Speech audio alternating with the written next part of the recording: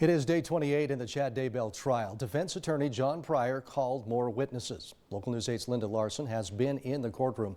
And Linda, does this case look like it's getting any closer to wrapping? Yeah, Todd, it does look like it's getting quite a bit closer. In fact, we could see the defense wrapping up its case as soon as tomorrow. Today, they called 2 more expert witnesses.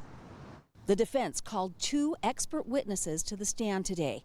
Patrick Eller, the CEO of Metadata Forensics, testified about the devices that were around the Daybell property on the morning that investigators believe Tylee Ryan's body was burned and buried. Eller said the data he reviewed from September 9th of 2019 did not show Chad Daybell's device on his property. So if I understand your testimony, is that on 9/9 at approximately 9:19, through 12:10, there is no identification data showing that any device owned by Chad Daybell is on his property. Is that correct? Yes, nothing in the evidence showed that. He also testified about data from other devices. He said on October 19th of 2019, the day Tammy died, there was no indication that Alex Cox's device was in 1.4 miles of Chad Daybell's property. The next witness on the stand was DNA evidence expert Dr. Greg Hampikian. He is the director of the Forensic Justice Project at Boise State University and the co-director of the Idaho Innocence Project. He also worked to help exonerate Christopher Tapp.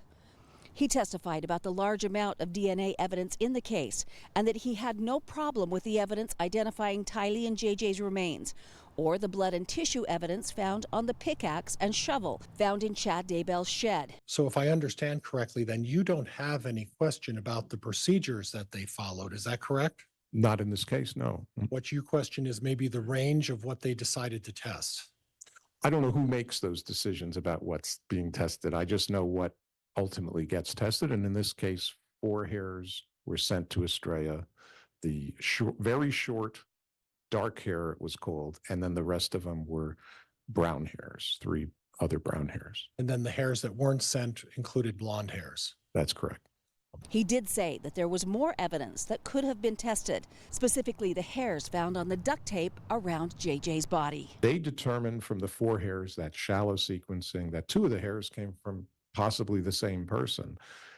So they had 3 different people out of 4 hairs.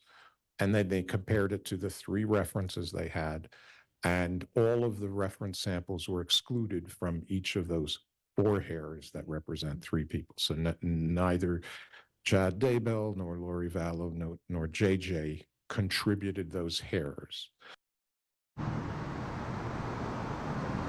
After that testimony was finished, the judge then closed the courtroom so that he could discuss scheduling with the jurors. After that, they were sent home and the attorneys talked about what is coming up as far as rebuttal witnesses that the state might call. So taking a look at what's left, we could see the closing arguments come down as soon as next week.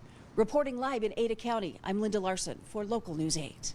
All right, Linda, thanks for that update from the Treasure Valley. Also in court today, Judge Stephen Boyce issued his ruling against a Mountain Home attorney who tried to stop the Chad Daybell trial only 2 days before it was scheduled to begin. Terry Ratliff will have to pay more than $1,200 to cover the fees of the court and the lawyers to prepare for the motion. Ratliff is not affiliated with either the defense or the prosecution. Judge Boyce says Ratliff has 30 days to pay the fine or be held in contempt of court.